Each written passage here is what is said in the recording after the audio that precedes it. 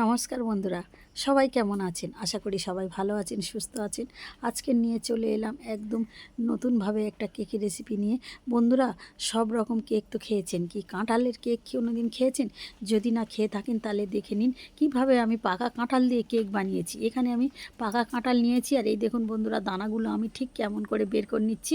এইভাবে কাঁঠাল থেকে কাঁঠালের দানাগুলোকে আমি ঠিক এইভাবে বের করে নেব।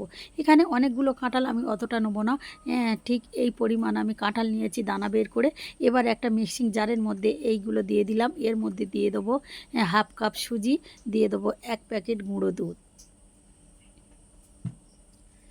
দিয়ে আমি অল্প করে জল দেবো, দিয়ে একটা ব্যাটার তৈরি করে নেব।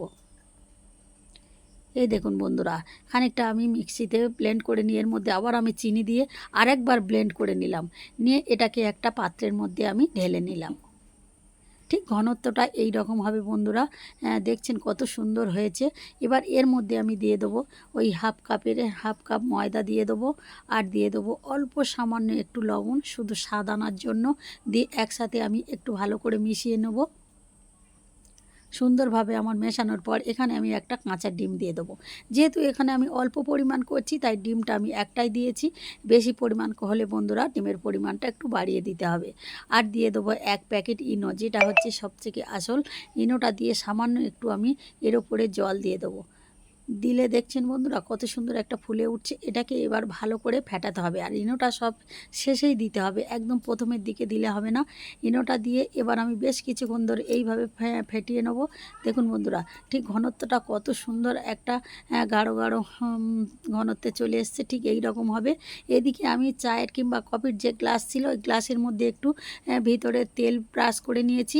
নিয়ে এবারে এই ব্যাটারটাকে আমি অল্প অল্প করে দেবো, কারণ পুরো ভর্তি দেবো না বন্ধুরা, পরে এগুলো ফুলে একদম ভর্তি হয়ে যাবে। তাই আমি খানিকটা বাদ রেখেই এটাকে ব্যাটারগুলো আমি দিয়ে দিলাম।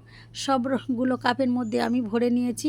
এবার এই দেখুন বন্ধুরা, সবগুলো আমার করা হয়ে গেছে। এদিকে আমি রুটি করে একটা চাটুর মধ্যে কিছুটা পরিমাণ লবণ দিয়েছি, আর ওই লবণের মধ্যে আমি এক এক করে এই গ্লাসগুলোকে বসিয়ে দেবো। এই দেখুন বন্ধুরা, আমি গ্লাসগুলোকে সব বসিয়ে দিচ্ছি। আর বন্ধুরা, গ্যাসের স্টিমটা কিন্তু বেশি দিলে হবে না, হালকা আঁচে এটাকে আমি ঢাকা দিয়ে, বেশি নয় 15-20 মিনিট রেখে দেবো। তারপরে এই দেখুন বন্ধুরা, ফুলে কেমন দেখেছেন বন্ধুরা, একদম ভর্তি হয়ে গেছে। আর কত সুন্দর খালি হয়েছে দেখুন বন্ধুরা, গ্লাস থেকে পুরো ছেড়ে ছেড়ে গেছে। এই দেখুন বন্ধুরা, এবার আমার হয়ে গেছে। এগুলোকে আমি তুলে নেবো, একটা কেটে দেখাচ্ছি। দেখুন বন্ধুরা, একদম নরম আর সফট। বন্ধুরা, আমার এই কাঁঠাল কেকের রেসিপি যদি আপনাদের ভালো লেগে থাকে, তাহলে লাইক, শেয়ার, কমেন্ট ও সাবস্ক্রাইব করবেন এবং ফলো করে পাশে থাকবেন। ধন্যবাদ।